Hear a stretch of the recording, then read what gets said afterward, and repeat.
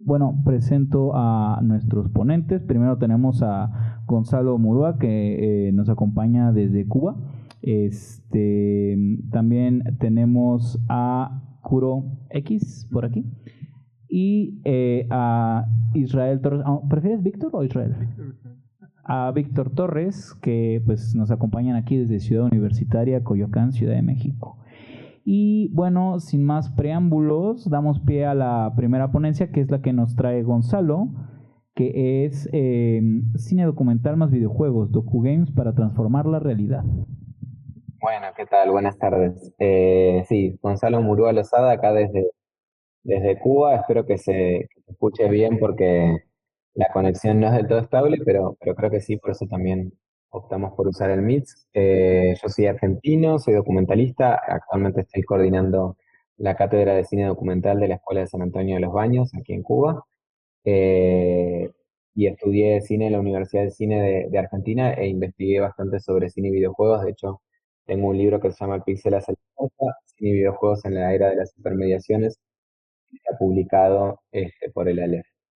Eh, y de alguna manera, o sea, este tema, el de Doku Games, es como que confluye dos cuestiones que a mí me interesan mucho, ¿no? O sea, el cine y los videojuegos. Y a la vez dentro de los Doku Games hay otra clasificación que después que se incorpora, que son los News Games, ¿no? Yo tengo una pequeña presentación que voy a compartir a continuación. Bueno, entonces de alguna forma la idea era empezar a pensar en la definición de News Games, que son estos videojuegos dentro de la clasificación que conocerán de los Serious Games o videojuegos serios, que no son solamente diseñados para el entretenimiento o para jugar, digamos, casualmente, sino que también tienen una función de informar y educar a los jugadores, ¿no? Ahí, de alguna manera, cito a Nichols, que es un autor, el padre de la teoría del documental, que justamente piensa en esto de retratar los documentales y retratar el mundo histórico, ¿no? Entonces estos videojuegos también se encargan de retratar de alguna manera ese mundo histórico. Ahí hay un primer cruce. También por otro lado, hay una otra definición que me interesaba traer, digamos, dentro de lo que es el cine clásico, bueno, no tan clásico, un poquito más centrado al cine moderno, que es el tercer cine, ¿no? El tercer cine es una definición de Solana Siguetino, dos directores argentinos documentalistas del 68, que piensan en un cine que vincule a un espectador activo, ¿no? O sea, que vincule de alguna manera al espectador y que pueda de alguna forma transformar la realidad a partir de la visualización de las películas. Entonces, esta categoría me parece interesante porque él estaba pensando en el 68, en medio de un mayo francés muy revolucionado, donde los estudiantes y donde la política tenía como una clara intención de cambiar el mundo. Y ahí es donde también creo que hay algo interesante que es cómo hoy en día, o cómo hace ya varios años, pero digamos en el mundo contemporáneo empezaron a surgir nuevas narrativas que también tienen como prerrogativa, digamos, el cambio de la realidad. Entonces, en este sentido, creo que los New Games son interesantes porque son herramientas innovadoras para participar en el discurso público. O sea que, de alguna manera, no solo se quedan en lo únicamente en la dispersión, digamos, del juego, que obviamente es sumamente interesante con otros fenómenos, pero también se participa directamente sobre intervenir sobre el mundo histórico. Entonces combina el entretenimiento con la formación con la formación e información. Sí me parece que está bueno pensarlo en un mundo contemporáneo, ¿no? Y con un desafío muy puntual, que es la infoxicación. Que está buena esta definición de Lewis de 1996, que justamente habla de la saturación de información que enfrentamos todos los días. Esta saturación de información también nos viene, bueno, había encontrado primero una imagen mejor, pero no la pude bajar, no sé por qué, te mostraba también gente consumiendo redes sociales, bueno, Instagram, TikTok, etcétera, etcétera, y cómo muchas veces tenemos un exceso muy claro de información y que nosotros no podemos procesar. Entonces esa información termina desinformando porque hay fuentes diversas que tienen su voz dentro de lo que sería el mundo hipermediático en el que estamos sumidos. Y tenemos esta cuestión de que muchas veces falta el pensamiento crítico para recepcionar esas informaciones. O sea, hay gente que lee bueno, ahora hace unos años también surgió esta definición de fake news, como que lee esa información, piensa que es certera o que es correcta y de alguna manera es algo falso, ¿no? Entonces, de ahí vivimos, o sea, esta definición de infoxicación o este concepto de infoxicación creo que hoy en día está incluso más exacerbado. Em, Cine en el contexto de la mediamorfosis, esto es otro cruce ahí de definiciones que está bueno, que es, o sea, el cine ha evolucionado obviamente y todos sabemos y los medios de comunicación que lo acompañaron, ¿no? Incluso algunos dicen que también el cine es un medio de comunicación, eh, que también se han generado estos procesos de hibridación, ¿no? O sea, entre cine y otros medios. Pero más allá de eso, también es importante rescatar cómo se llega a esta hibridación, y esa hibridación se llega también por el mundo de lo digital, ¿no? O sea, este pasaje de lo analógico a lo digital en el cine ha sido revolucionario, ¿no? O sea, incluso en los procesos de producción donde en un momento necesitábamos tintas y películas y hoy en día necesitamos un código binario que de alguna forma es traducido en una computadora. O sea, se ha modificado drásticamente el lenguaje eh, hace ya varios años. Entonces sí es importante pensar en la entrada de lo digital y cómo también eso cambia las formas y las narrativas que tenemos incluso en la recepción, ¿no? Estos cambios son llamados por Hitler como mediamorfosis, un proceso que implica los avances, no solo los avances tecnológicos, que nosotros ya sabemos que hay un avance claro de la técnica, sino las transformaciones en la manera en que nos sumergimos en las narrativas. Obviamente hay muchos teóricos que investigan la recepción, ¿no? Cómo entramos al videojuego, o sea, qué nos llama la atención del videojuego, qué nos hace quedarnos agarrados al joystick. Bueno, ahí hay otro proceso claro que es la inmersión, que no me meto mucho con eso, pero sí me parece interesante pensar en cómo el cine también ha cambiado las formas de sumergir en las narraciones. Después es importante pensar en estos dos términos, ¿no? O sea, a partir de lo que decía, de los New Games, de la mirada del mundo histórico, de la mirada crítica del mundo histórico y de la infoxicación y bueno, eventualmente de lo que mencionábamos de esta mediamorfosis, también hay que pensar que esta interactividad que nosotros pensamos dentro de los videojuegos muchas veces es celebrada, pero ahí Zizek, que es un autor que a mí me gusta mucho, menciona esta cuestión de la interpasividad, ¿no? O sea, opuesto a lo que nosotros pensamos como el interactivo, que es activar las narraciones y mover los personajes o movernos a partir de la exploración de un videojuego, también está la oposición, que es la interpasivo, ¿no? Que muchas veces es de la delegación de una actividad a un otro, eh, y también muchas veces estar sumamente dispersos dentro de un mundo aparentemente conectado, ¿no? O sea, muchas veces hay una interactividad porque pensamos que hay tocando esto es algún hipervínculo, pero no necesariamente eso de alguna forma nos vuelve sujetos activos dentro de las narraciones ni involucrados en la realidad, ¿no? O sea, por eso para mí es interesante este cruce de lo documental, de los New Games y incluso del mundo político pensado desde Solana Tino. Entonces, bueno, es un fenómeno que evidentemente es evidente en nuestra relación con la información, ¿no? De lo que menciona ahí, estamos activos en consumirla, pero pasivos en cuestionarla y analizarla. O sea, esto me parece que está bueno para reflexionar. Los New Games en este sentido es algo que, volviendo a la infoxicación, me parecen como una buena, los New Games como extensión también de los Doku Games. O sea, también hay Doku Games que tienen como un sentido similar, solo que los New Games me parece como un poco más, ahora los vamos a ver con algunos ejemplos, me parece mucho más, que atacan mucho más ciertas cuestiones inmediatas de la realidad o del mundo contemporáneo. Entonces se presenta como esta solución a la infoxicación Y bueno, esto que mencioné antes, ¿no? Siguen siendo estos serious games que tienen un objetivo informativo y transforma a los usuarios, que esto también es algo que traigo en esta diapositiva, en activadores textuales, ¿no? Muchas veces se habla de usuarios, que generalmente muchos textos del mundo contemporáneo, cuando pensamos, bueno, ya no somos espectadores, somos usuarios, y hay autores como que mencionan esta cuestión de no somos usuarios, sino que también somos activadores textuales. Activamos los textos de alguna manera.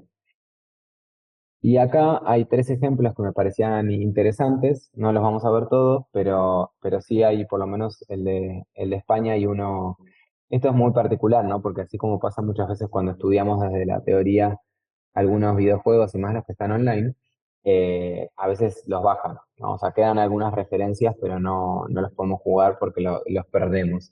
Entonces sí está bueno a veces, bueno, no sé como persona interesada o investigadora en estos temas, siempre está bueno como o hacerte una captura o grabar la pantalla para ver realmente en el momento que son jugables los juegos, sobre todo los que están enganchados con algún medio de comunicación, porque muchos de estos videojuegos están como vinculados, por ejemplo, el de Candidatos Buitres, que es un videojuego argentino, están sí vinculados íntimamente con, por ejemplo, en este caso, un partido político. Entonces, en este caso bueno, son dos candidatos que justo están de las elecciones. De hecho, ahora que me doy cuenta, los tres hablan mucho de política partidaria. En el del FIT, cada enemigo tiene un escenario particular, ¿no? Que caracteriza posibles efectos a futuro de ganar las elecciones. Ahí después les puedo mostrar algunas imágenes. En el Presidential Pong, que es de Estados Unidos, es un Pong, pero se suman los candidatos presidenciales y hay encuentros uno a uno y cada uno, por ejemplo, tiene algo de la promesa de campaña y son como skills o habilidades especiales. Y este de Chorizos de España está bueno porque es como más de denuncia eh, y es ayudar a Bárcenas, que es un político, a evadir su fortuna y participar en el saqueo de España. Pero bueno, acá se ve que hay diferentes escenarios para evadir la ruta del dinero y cómo hay diferentes minijuegos o cómo se va viendo que va robando y va evadiendo este, a- y va generando su fortuna, ¿no?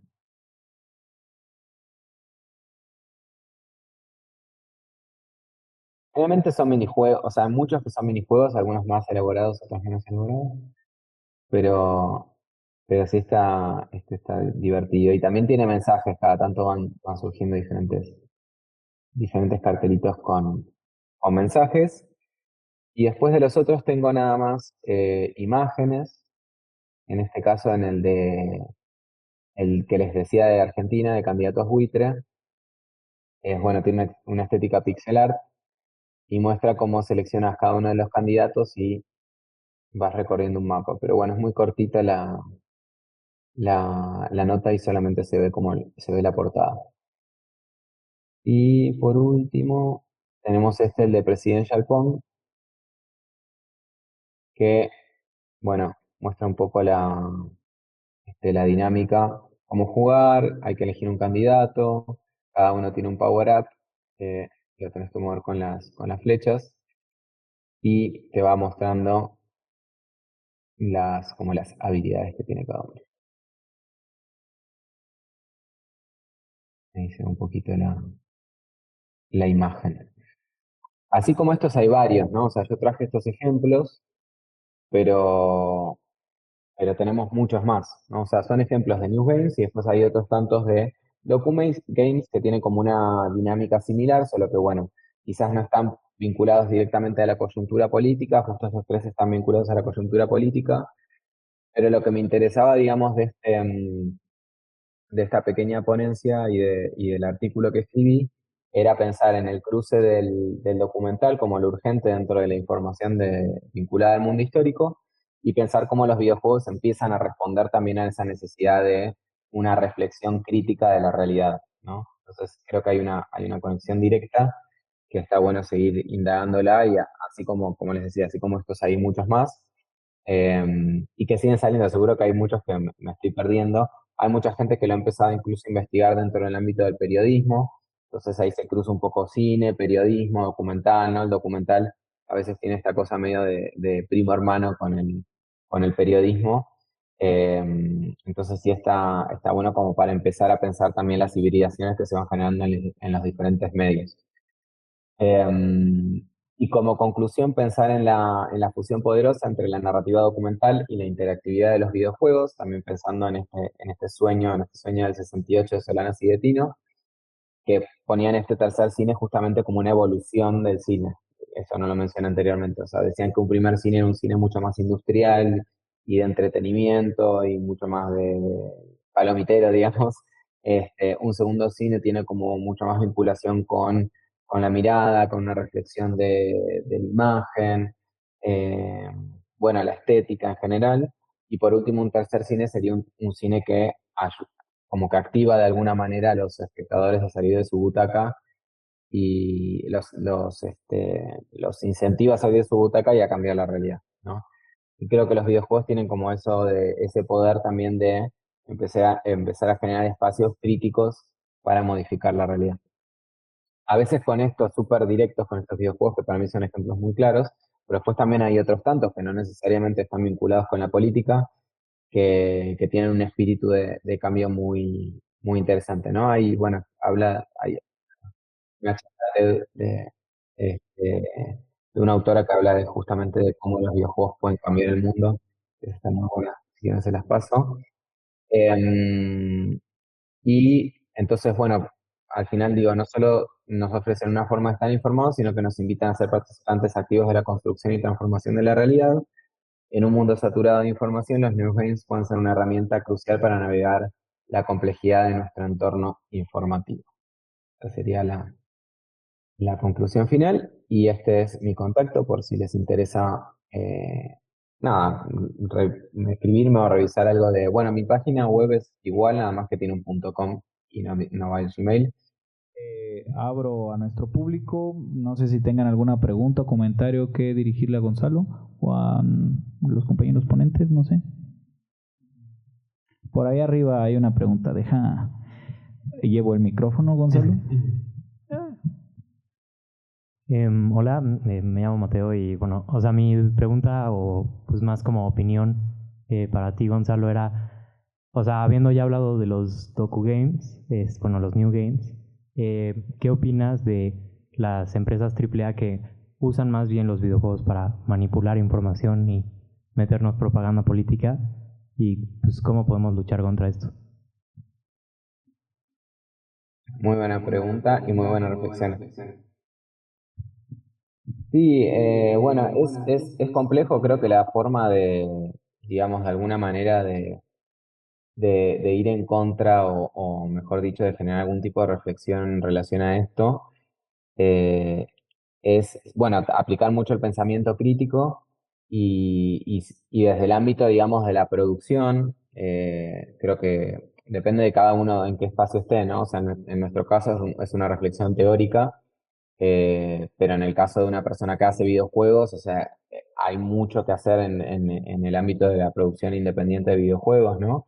Y bueno, mismo como jugadores, también apostar a producciones independientes o a comprar juegos independientes, ¿no? En Steam muchas veces hay ofertas muy buenas o juegos que quizás, por ejemplo, no sé si alguno ha jugado Gris, pero es un videojuego que para mí marcó mucho y es un videojuego que no necesariamente es triple A, tiene un mensaje buenísimo. Entonces creo que desde consumir de alguna forma los videojuegos está bueno como apostar a las producciones independientes. Y en relación al consumo, digamos, de los videojuegos clase triple A, sí, o sea, esto es un tema, ¿no? O sea, es como también cada uno elige qué comprar y cómo relacionarse con esas narrativas, pero me parece que desde el lugar que tiene cada uno es apostar a las producciones un poco más indies y bueno, y tener un espíritu crítico ante ante jugar, el acto de jugar, y por otro lado, bueno, generar reflexiones desde los espacios que tiene cada uno. Gracias por la pregunta. Respecto a Gris es interesante porque ayer presentaron una ponencia justo respecto a ese juego y su uso del color para su narrativa, ¿no? Y su sistema de juego estuvo bien interesante ayer. Muchas gracias. ¿Alguna otra pregunta o comentario que quieran dirigirle a Gonzalo? Por ahí hay una, ahí va.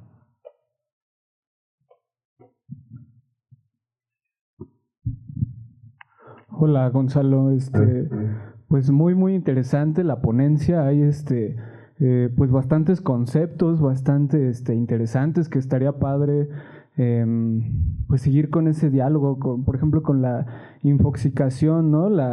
Pues como ya nos expusiste, la saturación de información que hay en redes, ¿no? O sea, vemos un reel en Insta, por ejemplo, de algún café, de algún lugar que está padre ir a comer, y vamos y vemos que pues es todo lo contrario, ¿no? Y cómo está relacionado con lo que dice Zizek, ¿no? Nuestro rol como lectores, como consumidores, como pues lo que sea en cuestionar pues lo que se nos está diciendo, ¿no? Y con respecto a los news games, pues es algo muy interesante, porque vemos que todo esto, bueno, en terminología, digamos, lo de videojuegos, pues está como que en fase beta, ¿no? Como que apenas se está dando esto. Vemos por ahí, digo, algo muy burdo, si lo queremos ver así, por ejemplo en Assassin's Creed, ¿no? Estos pequeños destellos de historia, pero que no son como tal news games, y pues están del lado un poco más del entretenimiento, ¿no? Y pensando en lo que nos decías, pues me imaginaba pues un tipo de juego como esta película Children of Men de Alfonso Cuarón, en donde vemos pues varias secuencias apabullantes que nos dan la perspectiva como de POV, ¿no? Como de este plano secuencia tan mítico del auto, posteriormente la secuencia pues ya casi final, y pues imaginaba pues así algo tipo de Last of Us, ¿no? Pero mezclado igual un poco con lo que nos cuentas del Mayo francés, del 68, igual lo que se vivió aquí en México con el 68. Creo que un tipo de juego así pues sería más que gratificante, más que conmovedor, pues para toda la comunidad gamer, ¿no? Y así, y no sé si digo, yo la verdad es que desconozco un poco el tema, pero si tú conoces algún tipo de juego de este estilo, ¿no? Que con estos, porque nos presentabas los minijuegos, ¿no? Y todo eso, pero si ya existe algún tipo de juego así, creo que recientemente desarrollaron uno por aquí en México que es de los mayas, los aztecas, algo así. Pero si tú tienes conocimiento de alguno así, si lo podrías compartir con nosotros, porque me parece pues sumamente interesante este tipo de pues esta nueva categoría, ¿no? Los news games. Sí, totalmente. Sí, tengo algunos para sugerir, y en Argentina también se están desarrollando, de hecho, ahora algunos interesantes con una mirada crítica de la historia. Bueno, también está bueno esto que decís, que muchas veces hay videojuegos que quizás no directamente tienen una mirada crítica, pero sí hay algún tipo de reflexión sobre la historia, sobre la realidad. Creo que hay ejemplos interesantes y se están desarrollando ejemplos interesantes. Para mí lo más complejo ahí es, bueno, qué público, cómo abrir el público a esas nuevos videojuegos, a esas nuevas narraciones. Pero sí le puedo pensar, siempre aparecen cosas interesantes y que muchas veces revolucionan, digamos, la forma de jugar y la forma incluso de aprender, ¿no? Muchos aprendimos de historia jugando Age of Empires, y no necesariamente era algo 100% crítico, pero sí que ilustra ciertas realidades. Em, Creo que hay varios que tienen como algún tipo de reflexión. Quizás falta todavía la reflexión política, porque entiendo que también muchas veces, sobre todo en los videojuegos clase A, como muchas veces están como bajo un paraguas, ¿no? De la producción, que necesitan como algo de lo políticamente correcto, pero en la medida en que uno apueste a ese mundo independiente, creo que como que esos videojuegos que más nos interesan o que nos generan o que nos interpelan de alguna manera, van a seguir surgiendo. Pero sí, hay después pienso algunos ejemplos y los comparto si quieren, que además siempre tengo amigos que nos interesa el tema, entonces estamos siempre compartiendo. Y después hay como ciertos casos híbridos, ¿no? Que no necesariamente son videojuegos, pero que pueden ser plataformas, así como veíamos así, no necesariamente incluso minijuegos, sino y que no necesariamente son lúdicos, sino que tienen algún componente interactivo, ¿no?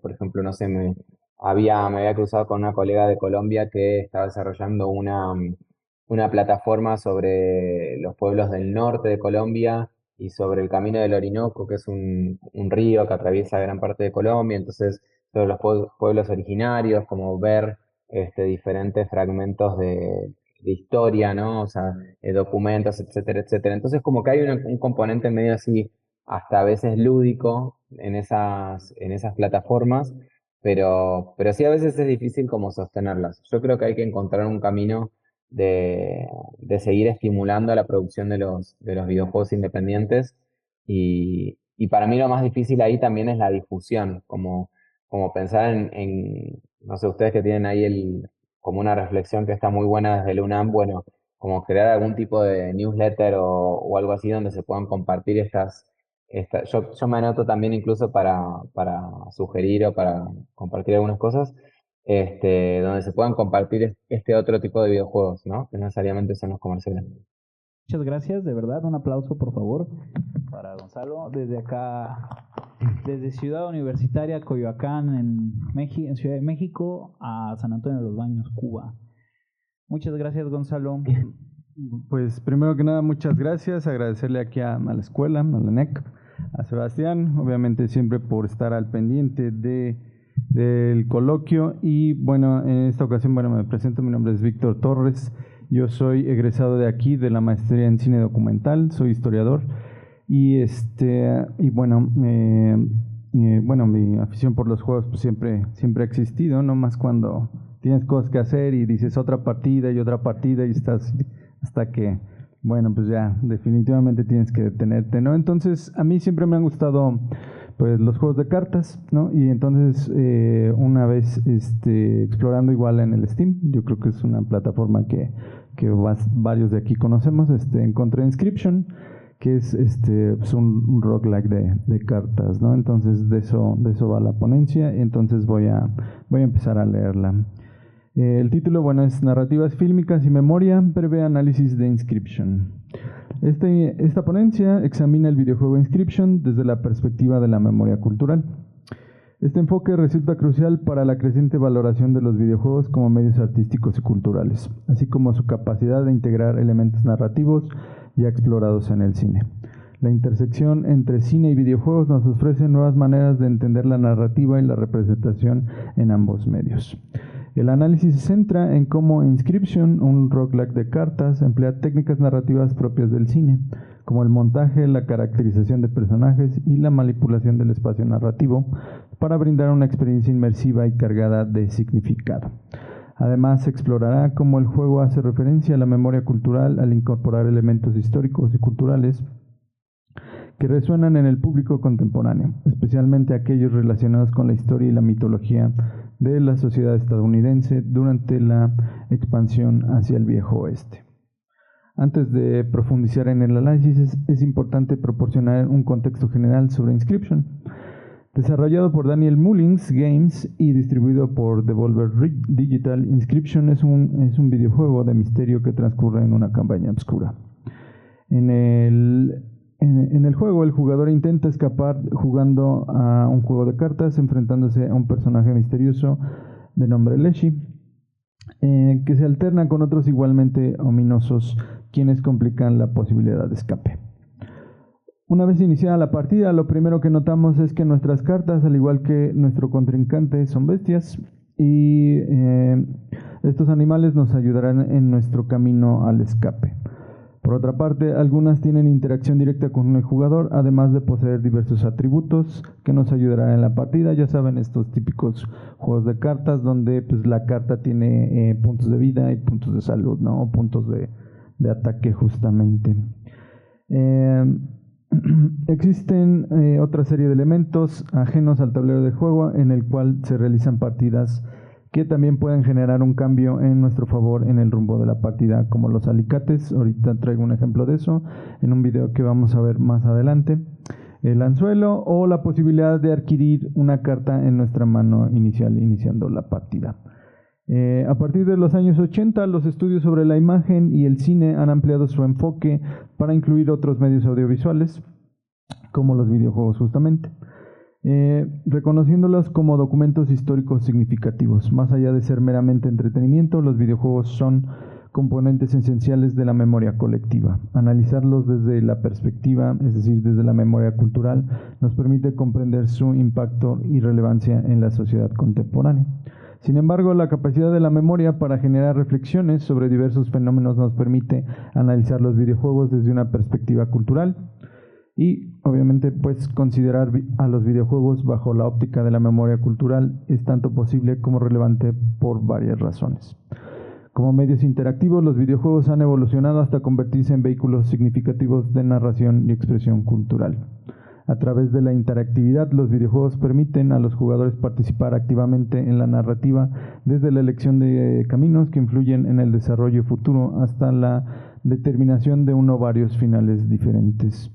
Esto genera experiencias personales únicas que pueden resonar profundamente con los jugadores, convirtiéndose en una forma de memoria tanto personal como colectiva. Asimismo, los videojuegos a menudo constituyen mundos llenos de símbolos y significados que resuenan en la memoria cultural y colectiva. Estos universos no solo reflejan la cultura en la que fueron creados, sino también pueden influir en la percepción cultural de los jugadores. En este contexto, muchos videojuegos incorporan elementos históricos y culturales de forma explícita o implícita. Esto incluye representaciones de eventos históricos, figuras culturales, mitos, tradiciones, símbolos que poseen significados específicos en distintos contextos culturales. Analicemos esto con más detalle en el caso de Inscription. El mundo de Inscription se despliega a través de una serie de mapas con diversos caminos, donde el jugador debe elegir entre mejorar sus cartas o evitar los desafíos más difíciles para seguir avanzando. Este recorrido culmina con el encuentro del primer jefe del juego, que se hace llamar el Prospector. Este personaje nos remite a la memoria cultural de la sociedad norteamericana, evocando imágenes del viejo oeste. Al son de un tenebroso pico golpeando las rocas, como si proviniera de una lúgubre caverna, aparece el Prospector. La introducción de este jefe en el juego evoca las técnicas narrativas del cine utilizadas para generar tensión en el jugador durante el enfrentamiento. Sin embargo, es el nombre del personaje lo que nos lleva a recordar un hecho histórico en la sociedad norteamericana, es decir, la conquista del viejo oeste, pues ya que en el contexto de la minería, el prospector era una persona que buscaba depósitos minerales y pues se convertiría en una figura emblemática de esa época. A medida que avanzamos en nuestra partida contra el prospector, nos percatamos de que su referencia a la fiebre del oro, cuando menciona haber encontrado oro en nuestras cartas, es una situación que, junto con otros elementos como su carta La mula de carga, no solo establece el contexto narrativo en Inscription, sino que también integra en la memoria cultural y colectiva. Gracias a esta interactividad, la mayoría de los videojuegos transmiten sus narrativas mediante imágenes y sonidos, empleando estrategias de comunicación que son claramente audiovisuales. Inscription, pues, no es la excepción. Este juego combina la interactividad con una rica expresión audiovisual, permitiendo así expandir y reimaginar las narrativas tradicionalmente observadas en el cine. La interactividad actúa como un vínculo esencial donde convergen obviamente las narrativas cinematográficas, dando lugar a una experiencia de juego profundamente expresiva y envolvente. Por otro lado, la narrativa en los videojuegos, al igual que en el cine, se centra en la historia que se nos cuenta. No obstante, la interactividad en los videojuegos introduce una dimensión única, permitiendo que la narrativa se desarrolle de manera no lineal y adaptativa. Esta interactividad no solo conduce a desenlaces diferentes en la trama, sino también obliga al jugador a tomar decisiones que influyen en el curso de la partida. En Inscription esta dinámica es crucial, pues el jugador debe hacer elecciones estratégicas en el juego de cartas que impactan tanto en el progreso del juego como en el desarrollo de los elementos narrativos a lo largo de la experiencia. Para continuar con este análisis, otro ejemplo de aquellas narrativas cinematográficas empleadas en Inscription, se observa la mecánica de los duelos. En el juego, las partidas se definen por quien inflige más daños a su adversario. Estos puntos de daño se representan con dientes de oro que se colocan en una balanza situado a un lado del tablero de juego. A medida que el jugador inflige más daño, la balanza se inclina hacia el lado del contrincante, llevándolo eventualmente a perder la partida. Sin embargo, el juego incluye una herramienta, es decir, los alicates, que permiten al jugador infligir un punto más de daño adicional al adversario desde el inicio, inclinando la balanza a su favor, otorgándole una ventaja estratégica. En este ejemplo encontramos una narrativa no solo cinematográfica, sino también utilizada en otros videojuegos. Al usar los alicates en el juego se nos da la impresión de que nos estamos quitando un diente. Al ejecutar esta acción, la pantalla se tiñe de rojo, haciéndonos se tiñe la pantalla de rojo y se refuerza con un zumbido sonoro que nos hace sentir aturdidos. Aunque no sea algo nuevo, ya es un recurso común visto, como estos videojuegos de disparos, ya saben, los shooters, ya sea Doom, ¿no? Por ejemplo, Gears, ¿no? De que cuando el personaje está más herido, pues se ve el monitor en rojo, ¿no? En este caso, donde el personaje muestra señales de daño o cercanía a la muerte, es un elemento narrativo que también encontramos en Inscription. De igual manera, entre las decisiones para inclinar las partidas, a nuestro favor se encuentran las diversas señalizaciones en diferentes ubicaciones de los mapas del juego representados por fogatas. Al acercarnos a estas fogatas nos encontramos con un grupo de supervivientes que no lograron completar su travesía. Esta situación evoca la memoria de los viajeros que intentaron conquistar el viejo oeste y fracasaron por alguna razón, recordándonos tales circunstancias que eran comunes en aquel tiempo histórico. Esta parada en el mapa nos permite mejorar nuestras cartas de nuestro mazo al utilizar las anécdotas, al utilizar las anécdotas desafortunadas de los supervivientes y colocar cartas en el fuego. Estas incrementarían sus atributos, ya sea ataque o salud, dependiendo de cuánto nos arriesguemos en esta mecánica, considerando que existe un riesgo alto de perder la carta.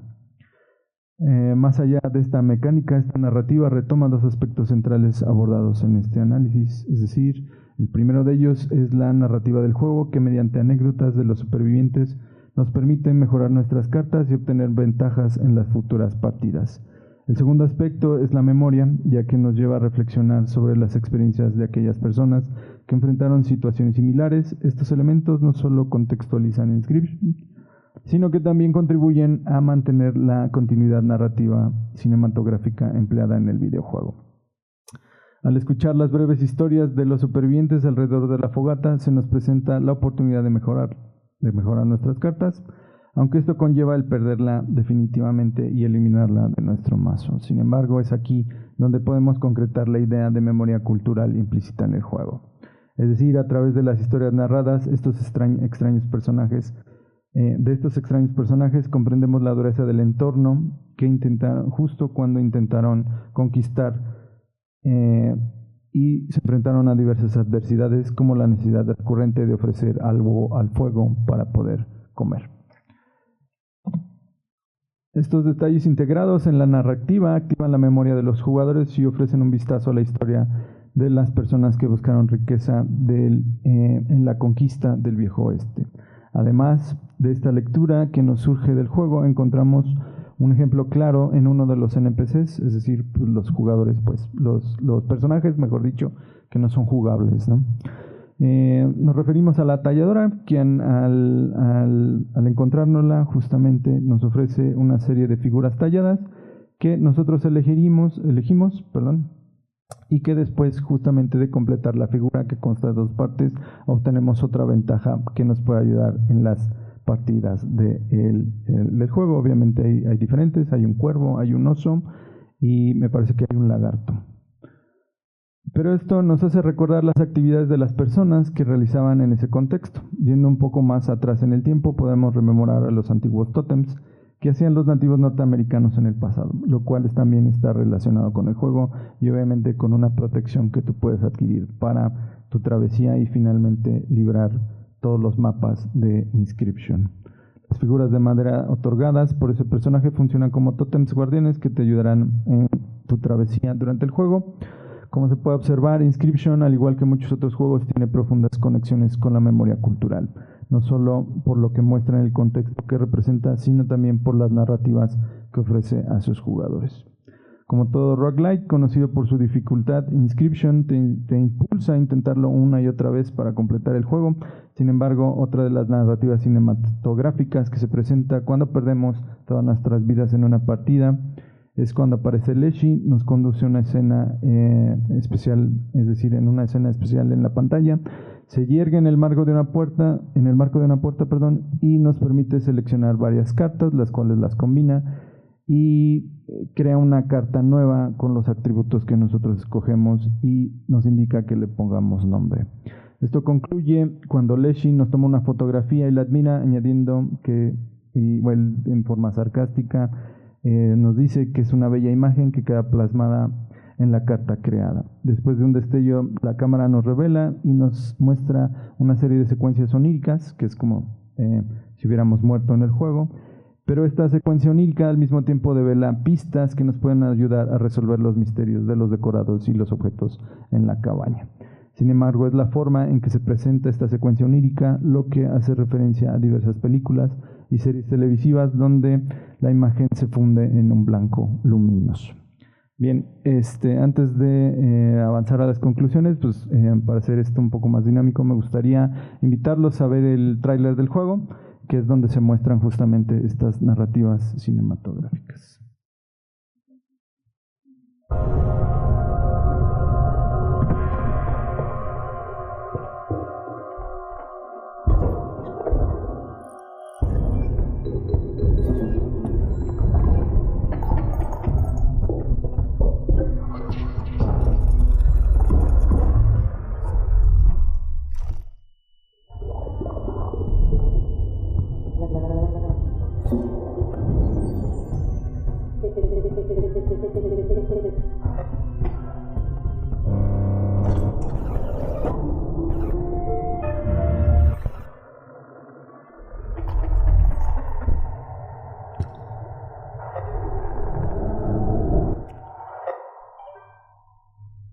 What the fuck?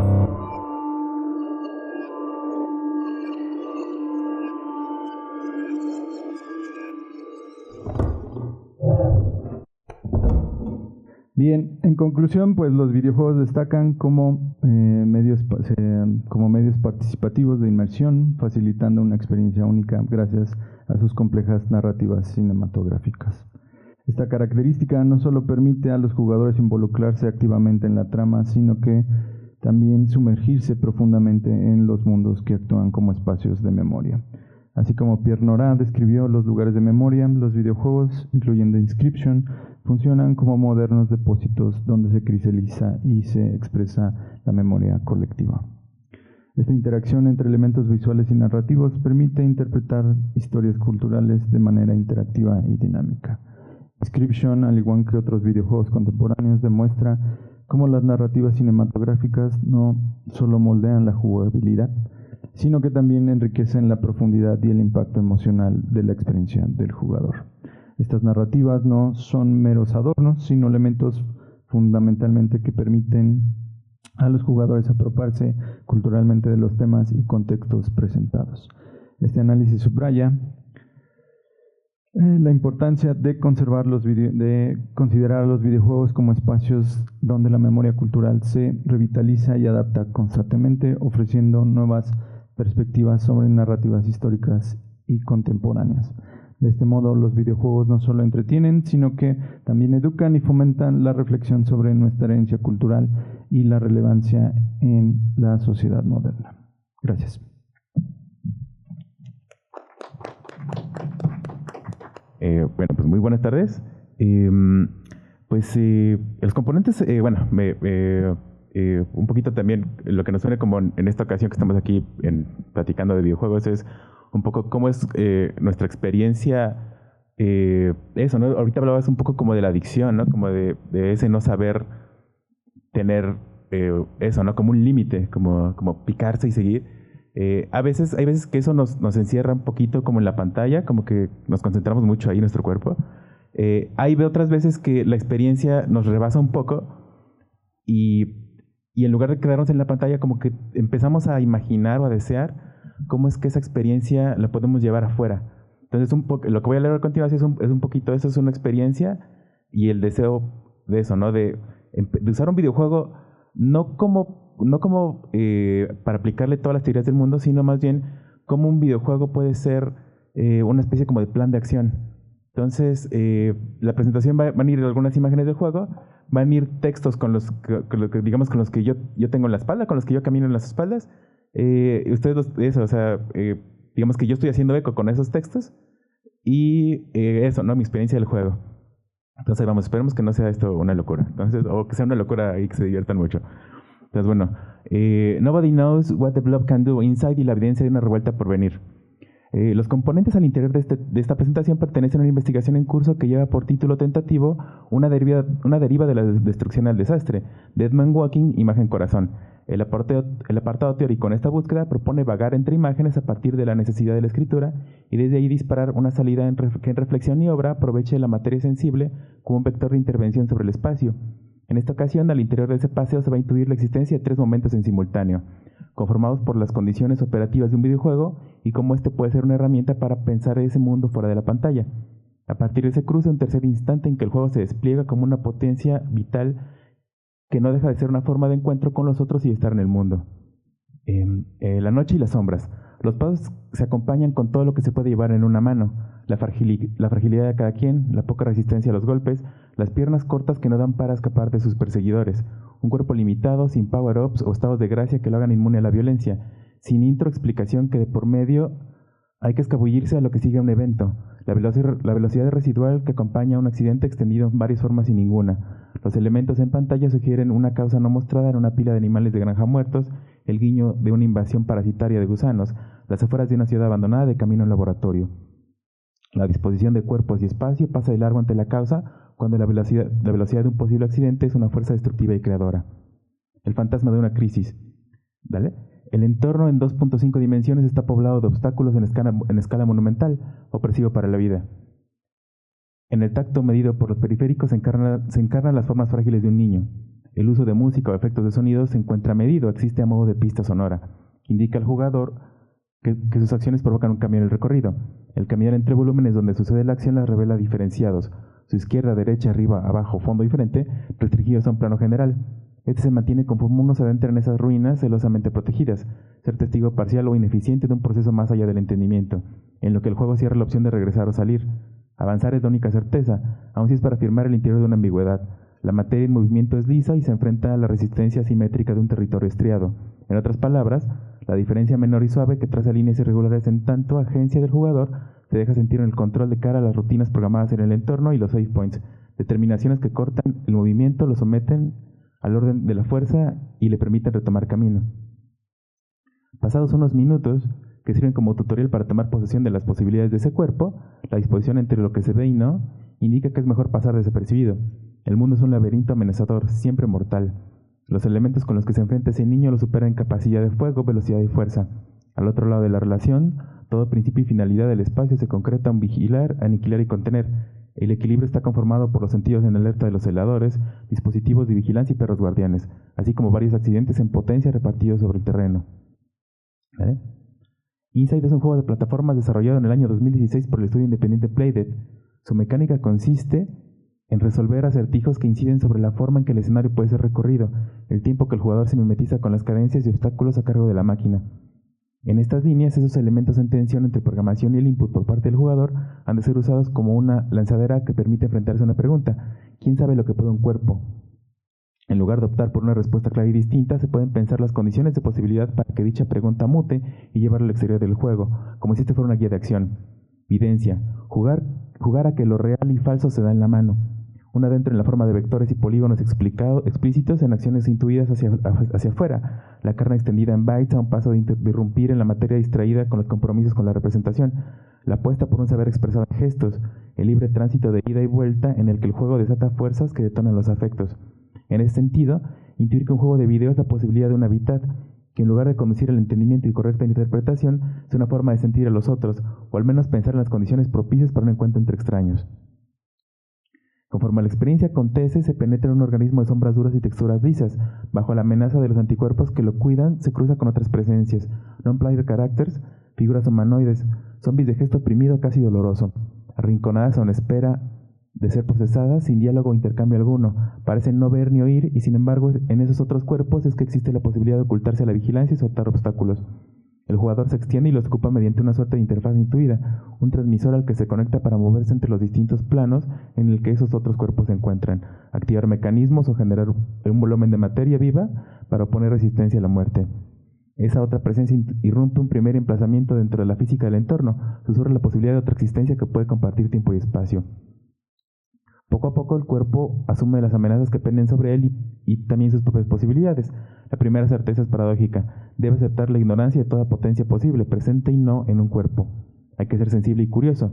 Aún las determinaciones programadas en un entorno exigen cautela. De lo contrario, el juego y la vida misma serían carentes de toda relevancia. Junto a la materia pensada como lo ya dado, hay componentes no visibles, inexistentes a la razón y a los sentidos.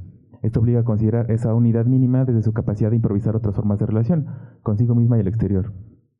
Un paseo solitario que inventa ocasiones para ir acompañado. La toma de posición mediante el control es también un ensayo que permite sentir qué tan lejos se puede saltar, escalar o nadar, con qué elementos interactuar cuando no hay tiempo para la pausa de una explicación. En el avatar en la forma del niño, el entorno y lo que puede no haber ahí exige del jugador optar por una estrategia discreta, darle vuelta al choque o a la confrontación. Es la fragilidad de un cuerpo que obliga a retratar variaciones sobre la fragilidad. Esta se vuelve una constante y bidireccional. El entorno reta una forma estable en apariencia. Conforme cambia el escenario y las rutinas, la materia a cargo del jugador a su vez se transforma en su forma de estar en el mundo. Esta dimensión espacial y periódica entre plataformas ofrece al cuerpo una apertura relacional en función de diversas intensidades. La altura de un obstáculo, la forma de evadir la velocidad de los perseguidores, qué elementos del escenario ofrecen protección a una onda expansiva. Jugar por el juego mismo hace de los alcances ilimitantes un juego de prueba que afirme la naturaleza creativa del instinto.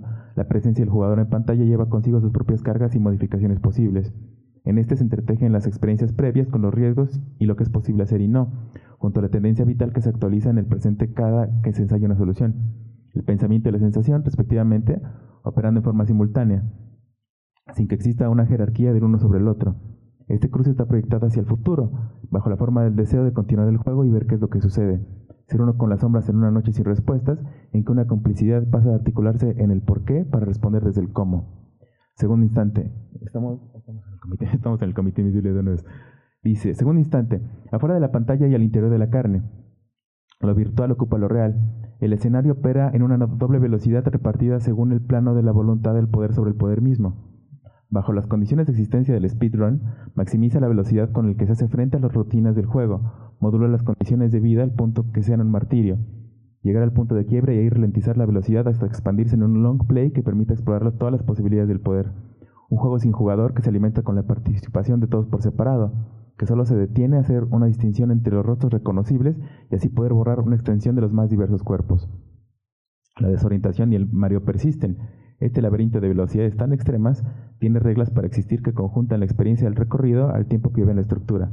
La parte visible son oleadas de información en la forma de puntos de luz listos para ser asimilados y la promesa que al consumirlos, todos es posible exorcizar los fantasmas de diversas crisis.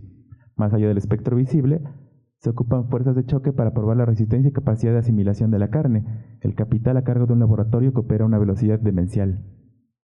Estos ensayos sobre la percepción generan formas aceptadas de relacionarse con toda faceta de la existencia y moldean cómo esta integración con el entorno. Conducen al individuo a buscar el papel protagónico que mejor le plazca y esta operación se multiplica por unos cuantos billones de soledades. ¿La que sigue? Antagonizan el cuerpo con una mente que asume la ilegibilidad de la realidad como una amenaza. Canalizar la atención en lo que los cuerpos son ocupados por el abandono a la velocidad del capital es crear una tierra fértil para pasiones tristes, como el miedo y la ansiedad. La premisa de un solo rostro ha de justificar la inmolación del presente bajo la promesa de otro tiempo por venir. Ese intercambio gana velocidad y gravedad, concentra la atención alimentada por infinitos clickbait, hace un ritual del hate watch y convierte a la administración de la existencia en sesiones regulares de hatefuck. Soledades que saben lo que hacen al ofrecer carne fresca para que el laboratorio del capital continúe el experimento, que toda energía de lo vivo se consuma en la promesa de infinitos actos simbólicos, de Keiki Salai. ¿Cómo hacer para que los jugadores se encuentren antes del pantallazo final que anuncia el Game Over? Tercer momento, Alexi. La variación en las distintas relaciones desde dentro hacia afuera y viceversa se puede imaginar en función de un cuerpo potente, en que mente y cuerpo actúan como un ensamble activo, listo para asociarse con nuevas incorporaciones. Esta puede tener la forma de una desviación en el curso de la materia para que éste salte entre estratos, modificar lo que en un principio son ensayos acerca de la fragilidad y las posibles complicaciones. A partir de una fuerza aplicada en un vector distinto, es que se puede emerger una forma nueva, aun conservando cierta inercia y una herencia de elementos previos. En lugar de añorar un nuevo inicio como un punto inalcanzable en el territorio de la esperanza, se puede imaginar un retorno distinto.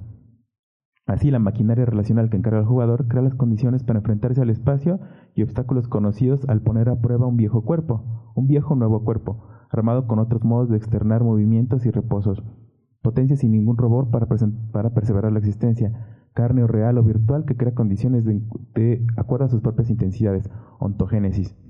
Tercer instante, spoilers alert. Todo lo que hemos estado platicando es un poco, esto es como la mecánica de Insight. Si quieren podemos bajar un poquito las luces para que lo vayan viendo. Además, es una experiencia muy de la mano como de la oscuridad, como de no saber qué es lo que está allí frente al terreno, ¿no? ¿Qué es lo que acecha? Entonces, bueno, esta es la parte, esto es súper spoiler, ni modo. Esta es la parte donde el personaje, bueno, donde uno entra al laboratorio, y eso, ¿no? Están todos distraídos, el niño se va escurriendo.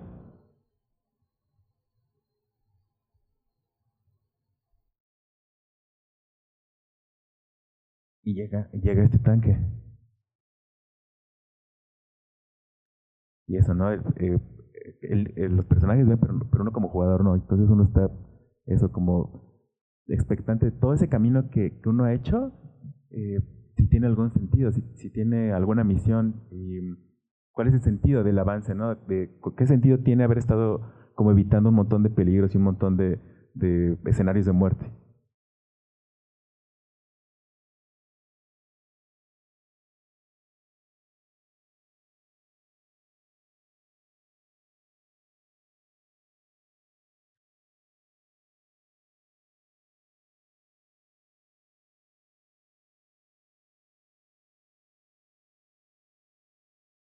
No sé si lo han jugado ahorita los veo.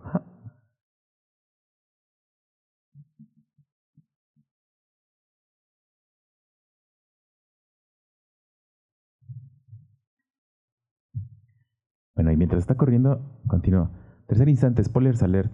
La voluntad del camino reserva para la presencia suave de ese niño una doble destrucción que no lo regresa al checkpoint. La primera sucede cuando uno de los obstáculos programados en el terreno lo arrastra al fondo de una trampa, arropa su cuerpo y parece que lo ahoga. En pantalla el cuerpo se hunde. En pantalla el cuerpo se hunde y recorre una línea de muerte por entero. Antes de tocar fondo, la fuerza que lo arrastra actúa diferente a lo esperado y modifica ese peso muerto. El game over no sucede y unos peces lo reaniman. Su debilidad ahora puede respirar dentro del agua. Sigue avanzando.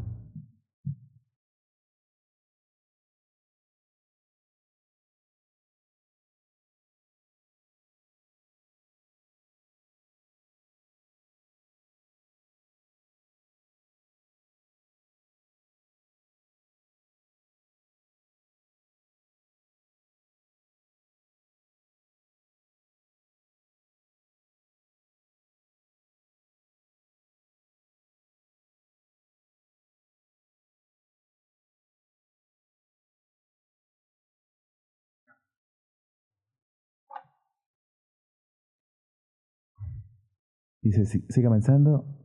Se encuentra en las entrañas del laboratorio. Llega el momento en que la atención de los científicos está concentrada en algo no mostrado, el interior de un tanque. El jugador se escabulle dentro. Durante un segundo, los científicos lo ven nadar hacia el centro. Ahí está contenida una masa de cuerpos unidos, toda brazos y piernas, sin frente o revés. Una segunda destrucción que desintegra la delicadeza de ese niño dentro de ese cuerpo menos insospechado y abominable. The Huddle, una reunión, un amontonamiento, ser juntos. Una vez libre, esa carne sin rostro o nombre rompe el ventanal porque era observada y arrasa con las paredes del laboratorio. Nadie sabe lo que puede un cuerpo, menos una masa que ya solo cuenta con la resistencia de sus enlaces, su fuerza y la capacidad de improvisar caminos donde antes no lo había. Lo único por hacer es avanzar de un dentro hacia afuera y encarnar una insurrección que aplana y borra los puntos que en otra situación acabarían con un cuerpo en solitario. A través del enlace que va de la pantalla al control, el juego sigue abierto a la hora y se deja habitar de una forma distinta. Invita a caer otras formas de sentirlo. Celebrar lo grotesco y destructivo es una forma de liquidar la búsqueda del rostro o de papel protagónico. La vulnerabilidad ahora está desplegada en el espacio y los elementos, la violencia creadora del ensamble entre extraños que no dejan de serlo, pero ahora avanzan juntos. Esa masa o agrupamiento abominable es la oposición natural a la lógica previa que domina el juego, en que la contención y la destrucción de un cuerpo frágil parte de un señalamiento sencillo, que puede existir y no. Esos cuerpos agrupados externan una vida afuera de las determinaciones, solo están juntos. En las distintas extremidades que se asoman y buscan los puntos de equilibrio para sujetarse y avanzar, la figura del niño pasa a ser virtual, existe fundida en los gestos, aunque ya no sea posible distinguirla. Las condiciones que hacen de la crisis una forma de regulación dejan de ser operativas en tanto la violencia de la vigilancia o los accidentes de terreno son dejados de lado, reventados por la simple acción de un cuerpo que camina y arrasa el espacio de una forma distinta. Para perfilar una salida de ese laboratorio en que el capital pone a prueba la resistencia de los cuerpos, se puede imaginar una insurrección más allá del ruido blanco del discurso que solo tranquiliza a los conversos, ese ruido que los encapsula y los licúa en una pasta sin nutriente alguno. El porvenir de una cacofonía de estímulos al interior de la máquina es también el llamado a fundirse con los demás. Solo es cuestión de abandonarse a una alegría que abre una puerta donde antes había un muro, pasar de largo de la moraleja y mensaje significativo, optar por el sabor en lugar del saber, dejar de lado las determinaciones programadas para la correcta administración de infinitas crisis con las que el capital se vende como la única opción viable, e intuir la potencia posible en esas otras vidas que se suman al día a día. Salir del juego de video y reprogramar al jugador, que su soledad sea compatible con una masa de cuerpos. La sensibilidad y la curiosidad pueden dirigirse hacia las alegrías y tristezas de los demás, abrirse a reconocerse en ellas, aunque sea de manera tangencial. En ese espacio mínimo que dura un parpadeo, es posible que las potencias entre extraños sean armónicas.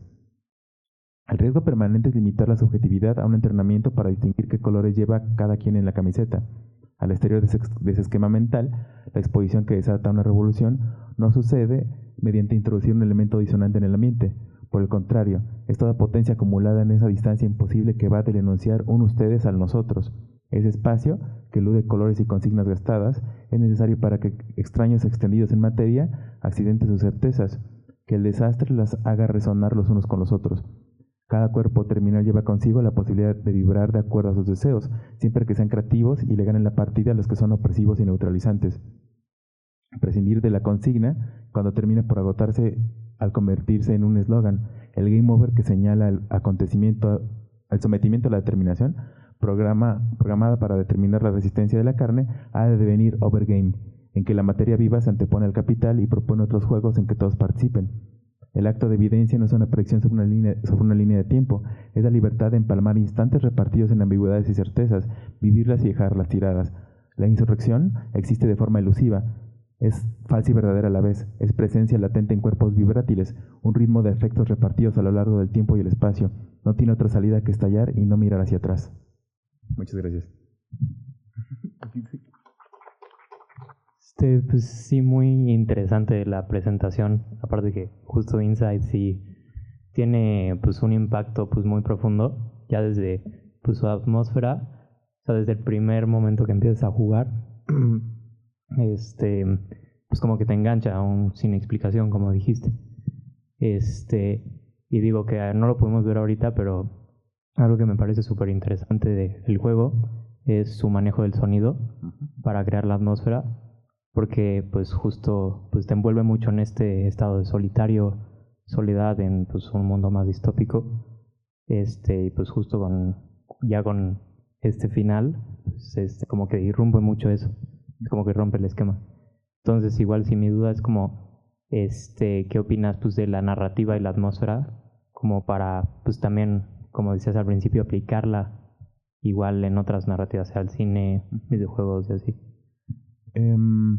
Pues me gusta mucho como la idea de que al final de cuentas no es una narrativa que parte eso, ¿no? Como del sentido de los significados, o sea, todo el tiempo te suelta como pistas, ¿no? Entonces están como eso, como la amenaza y los animalitos muertos y no sé qué, o todas estas entidades que le cortan el camino al niño y parece que lo ahorcan o eso, ¿no? O sea, es un juego además muy violento. Pero al final de cuentas, todos esos elementos que parece que te van a dar sentido, en realidad solo te están, no es exactamente distrayendo, solo que son periféricos a la experiencia y como tal Ayer me llamaba mucho la atención que decían un poquito acerca de cómo buscar o cómo insertarse uno como en cierto arquetipo, ¿no? Del héroe. Y yo creo que este tipo de narrativa es una narrativa más sensorial, es un paseo justo que va más a las sensaciones. Y que como tal no responde a un arquetipo, ¿no? O sea, aunque Toy, que es como la mancha voraz, como la de las películas, etcétera, como tal no responde eso, como no hay un origin story como tal, solo eso, o sea, parece que esa voluntad de la masa por existir es lo que va guiando al niño, pero en realidad nunca queda claro. Entonces yo creo que va por ahí, o sea, este tipo de narrar o de eso, como de ubicarnos en una línea, en una experiencia, tal vez pueda apelar más que pensarnos eso como en un arquetipo o como en una figura del héroe donde treparnos, más bien es que eso va a ser muy tangencial y más bien tal vez a la hora de que salgamos de la experiencia, tal vez podamos voltar a ver, a ver hacia los lados y ver si cómo fue esa experiencia en los otros cuerpos, en los demás. Porque al final de cuentas, eso, cuando yo lo jugué y llegas a esta parte de la masa, eso, yo estaba así como extático de eso, como de celebrar la destrucción de lo que ahora era lo que pasaba en pantalla, ¿no? Y del espacio.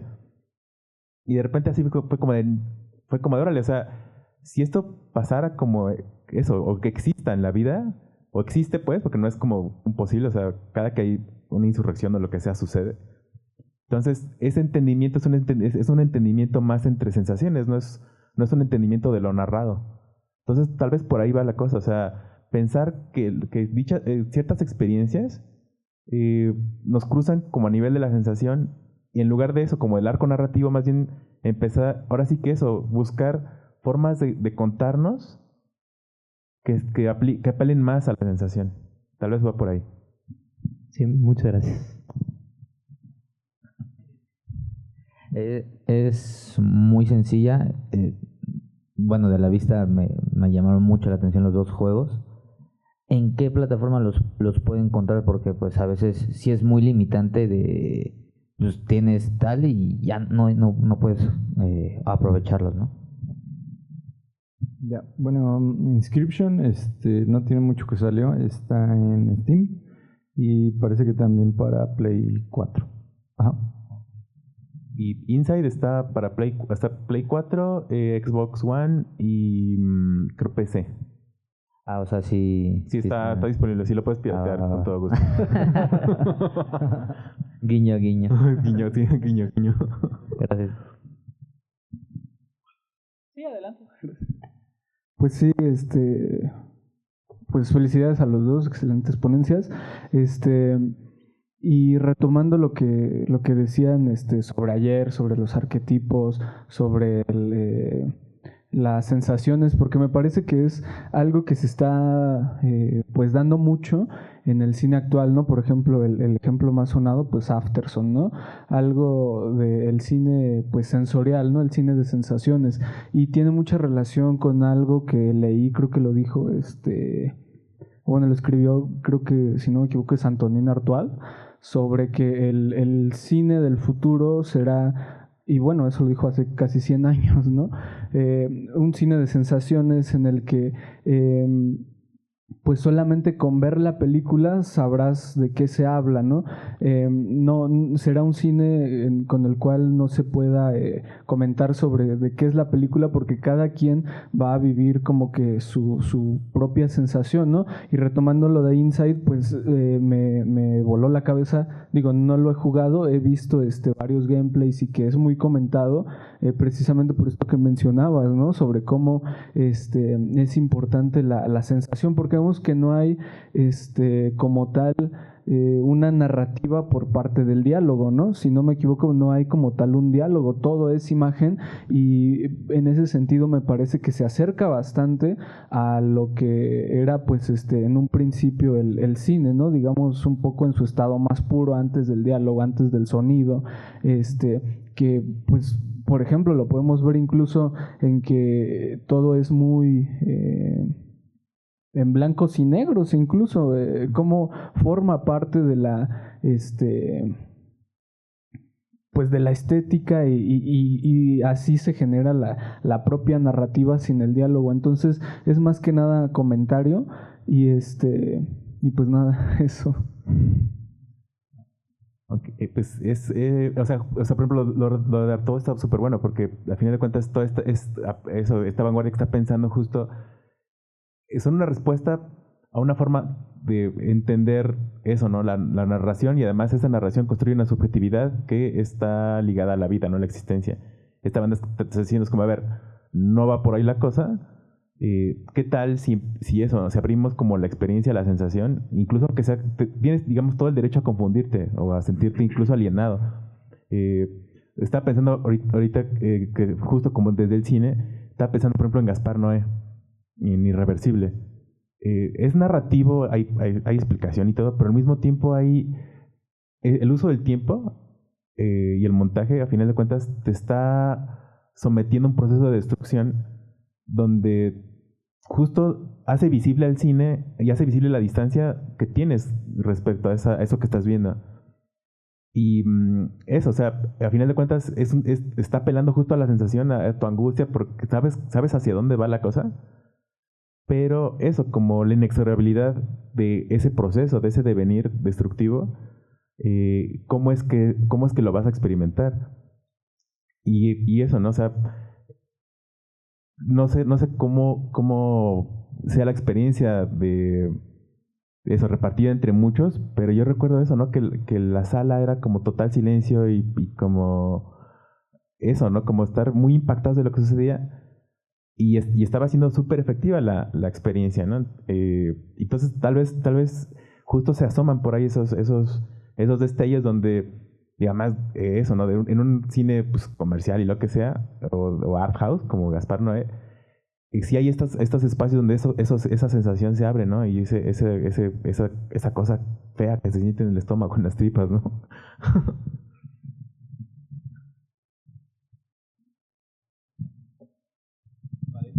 Gracias. ¿Alguna otra pregunta, comentario? Acá. Pues muchas gracias por lo que expusieron los dos. No sé, siento que la armonía que emanan los dos con sus charlas fue muy interesante. No sé por qué, digo, al final no es lo mismo, pero me recordó un poco a estos cortos de, ¿cómo se llama? Outs Studios. No sé si los han visto, que se llama Cigote, creo justo con esto de la masa amorfa. No sé por qué me recordó mucho como ese feeling, ¿no? Pero bueno, dejando a un lado eso, es como, pues no sé, gracias por como esto que acabamos de ver o vivir. Me siento como incompleto de alguna forma, no sé, hay algo ahí que está jugando en mi mente, ¿no? Pero gracias por todo. Gracias por compartir con nosotros. No sé, ¿algún otro comentario? Yo tenía un par de preguntas, comentarios al respecto. Creo que ambos hablaron, incluyendo a Gonzalo, lástima que pues ya se nos desconectó desde Cuba, pero bueno.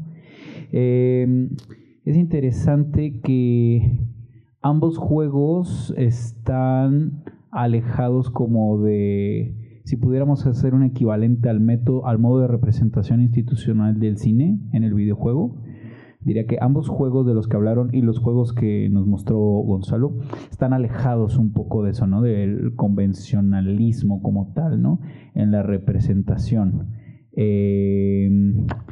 Y bueno, me interesaría que no sé si pudieran comentarnos un poco sobre justo las ponencias hablaron sobre justo lo que abordan estos juegos, pero no sé si tengan algunos antecedentes claros por ahí, porque me parece que justo estos juegos que plantean como una ya sea representación diferente o jugabilidad diferente, que la jugabilidad en los videojuegos pues termina siendo discursiva, ¿no? Es parte del mecanismo discursivo y narrativo. ¿Cuáles son los antecedentes videolúdicos y Ya mencionaste un poco los fílmicos, ¿no? Algunas referencias allí. Igual, pues tú aludiste al imaginario colectivo, ¿no? Histórico estadounidense. Pero, pues eso, un poco los antecedentes videolúdicos de los juegos que nos compartieron hoy. Bueno, pues yo creo que todo fanático de los juegos antes de tener una consola o jugar desde la computadora, pues al menos para los juegos de cartas, pues su antecedente de los juegos modernos de cartas, pues es Magic, ¿no? O sea, este juego de cartas, ¿no? De vencer a tu oponente, ¿no? Luego, por ejemplo, hicieron una versión pues latina, ¿no? Que se llamaba Mitos y Leyendas, ¿no? Si no mal recuerdo, que igual era de unos ilustradores chilenos, ¿no? Y obviamente, bueno, pues el Yu-Gi-Oh, ¿no? Que es, yo creo que sería un tanto esto. Pero, por ejemplo, en este caso, pues pues es un juego tal cual en solitario, ¿no? O sea, no juegas contra la máquina, pero sí, como una cuestión más lúdica estaría, yo creo que estos antecedentes, no sé en el caso de Insight, sí. Digo, porque la verdad es un juego muy particular, ¿no? A mí me llama la atención eso, ¿no? Que es una narrativa que no es como tan común, ¿no?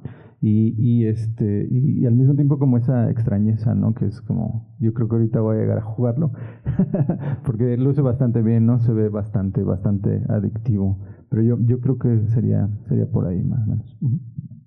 Estaba pensando el Final Fantasy VIII. Hay un juego dentro del juego donde tu personaje va juntando cartitas y eso, ¿no? Y reta a otros jugadores a eso, ¿no? A duelos.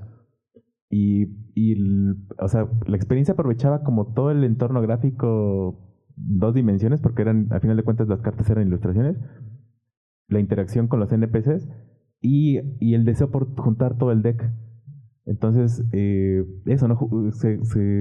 Estaba en juego como esta cosa de, no sé si pasa en Prospector, Inscription, perdón, que es que llega un punto en que tú juntes todo el deck. O sea, o jueguen con ese deseo, pues. Sí, bueno, de hecho te vas haciendo de cartas, ¿no? Como vas perdiendo, ¿no? Incluso hay personajes, el segundo jefe del juego, digo, no hablé de él, pero es el pescador, ¿no? Y el pescador pues tiene un anzuelo y te quita tus cartas, ¿no? Entonces también es como parte de eso. Al final pues terminas con un buen mazo. Yo cuando lo terminé después de 52 horas, ¿no? Porque la verdad es un juego difícil. Ahí en el Steam dice, ¿no? Cuánto llevas jugado. Pero pues sí me hice de un mazo muy grande, ¿no? Que al final en la última partida pues no terminas de usarlo, ¿no? Pero es similar a lo que planteas, ¿sí? Y de Inside, está pensando, bueno, Pac-Man es un Maze Runner, pero a final de cuentas sí está jugando, o es un primer principio donde tú estás controlando el destino de un Comecocos, peleado contra los elementos del espacio, que sería como eso, el laberinto y los fantasmas. Entonces, eso siempre, o sea, yo jugaba y decía, órale, esto es como, no es Pac-Man, pero es esta misma sensación de angustia. Sí, ¿no? Claro, o sea, que inicia con una situación de absoluta vulnerabilidad para el jugador y luego hay un giro de tuerca y se le posiciona en el poder absoluto, ¿no? Totalmente, sí, o sea, el Comecoco toma el poder y eso, ¿no? Le da la vuelta a los fantasmas. Y otra cosa que pensaba mientras jugaba es en Abe's Odyssey, del PlayStation así original, que es este juego donde tú tienes que... es igual una fábrica, y el objetivo del juego es que rescates a tus compañeros de especie, porque es una fábrica y los van a hacer como banderillas, como snacks, como botanas, los van a procesar y se los van a comer. Entonces, durante todo el juego son plataformas puras y duras, y haces estas alianzas con los NPCs, y los vas guiando, ¿no? Y les abres un portal que los lleva como al paraíso, ¿no? Como que los sacas de esa fábrica y los llevas a ese otro lugar. Ahí lo que pensaba es, Inside funciona un poquito así, tiene partes donde esos NPCs que son como zombies, los guías y medio les das un camino. Pero en Abe's Odyssey como tal pasaba que sí era como esta figura como del Salvador, ¿no? Como el arquetipo del héroe, ¿no? Que es es el camino del héroe que empiezas el juego. Y en la cinemática te sale Abe lavando el piso, ¿no? Entonces empieza desde lo más bajito y al final, spoiler alert, es Abe lo salva a todos y cae al paraíso y todo el mundo lo celebra, ¿no? Es como el gran salvador. Entonces, pensaba un poquito en que Inside es muy diferente porque en realidad no hay salvación como tal. O sea, ¿tienes Sí. interacción? A mí me pasó viendo la ponencia que me pregunté, ¿y cuál es la conclusión, no? O sea, ¿cómo termina ese juego? Sí, es que además eso, el juego como tal, ¿cómo decirlo sin que sea un spoiler brutal? El juego como tal inicia, lo voy a decir así, el juego como tal termina como en retorno, o sea, lo que tú ves o lo que experimentas en pantalla parece que te estás regresando al inicio, pero volvemos a lo mismo, es un inicio diferente, es esta cuestión del eterno retorno, pero como tal, ese final del juego, y por eso yo lo pensaba como total insurrección, el final del juego como tal te señala que ahí se queda la pantalla y entonces ahora te toca a ti ver cómo vives esa masa afuera de la pantalla. Entonces, eso de repente es como la lectura que yo le di por toda la basura que me meto, pero eso, es un poco, o ese era el llamado que me hacía, como de, órale, o sea, esto que acabo de ver, de experimentar, sí regresa mucho al inicio, pero es un inicio muy diferente. Y eso, ¿no? Esa conciencia extrañísima, pues eso, ¿no? Te dispara eso como a apagar por fin la pantalla y es como, órale, tengo que salir a destruir, ¿no? Paredes. Igual, pues los dos, pues es como un ciclo, por así decirlo. Como lo que dices de que, pues, acabas como en el mismo lugar de que, pues, de crítica y análisis. Sí, y que además, por ejemplo, de Silent Hill está bien bueno porque el Silent Hill yo creo que es la primera vez que muchos nos enfrentamos a que el final del juego te proponía un juego justo acá. O sea, ya empezabas a jugar mentalmente con eso, con especular por qué pasaba lo que pasaba, por qué veías lo que veías y por qué tenía ese final o esos distintos finales, ¿no? O sea, ningún final de los que recuerdo del Silent Hill 2, a menos del que sea que es el de broma, el de los ovnis, todos los finales son como súper abiertos y súper ambiguos. Y la realidad interna del juego que es pues un crimen, ¿no? O sea, algo muy fuerte.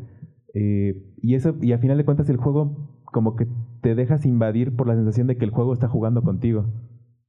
Y esos son extrañamientos, son cosas, son atmósferas muy raras de repente.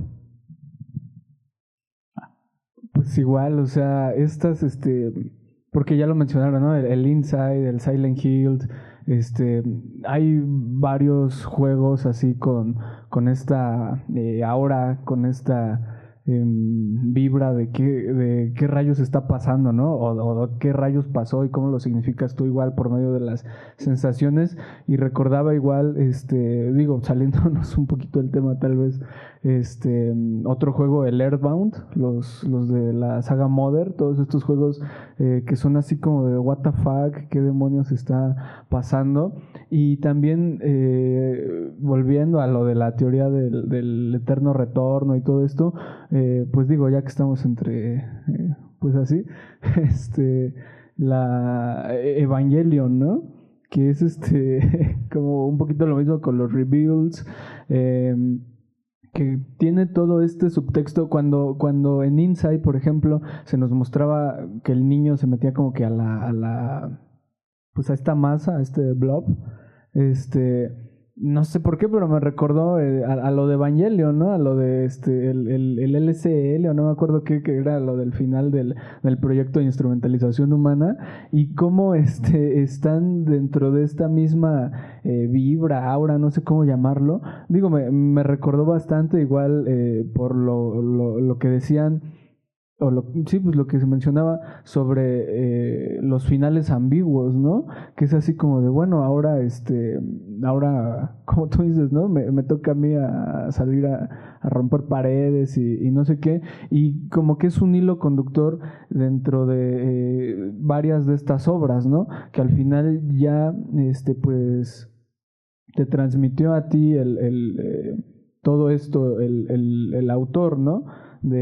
Por ejemplo, volviendo a Evangelion, al final de los reveals, pues es ahora, pues como que ya sigue, ¿no? Como que te toca a ti como espectador y así. Y no sé, lo mencionaba nada más porque me lo recordó bastante con lo de Inside.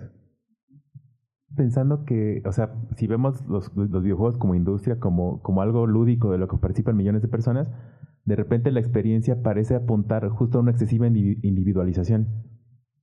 Y eso, ¿no? O sea, compras tu avatar, lo equipas, ¿no? O tu experiencia, ¿no? O incluso la experiencia misma de comentar los juegos, ¿no? O sea, como de repente o sea, pensando en el 2016 cuando Gamergate, los usuarios se juntaron y bajo ciertos pretextos se volvieron una masa, pero fue una masa que a final de cuentas como que despertó ciertas latencias, destructivas y horribles, ¿no?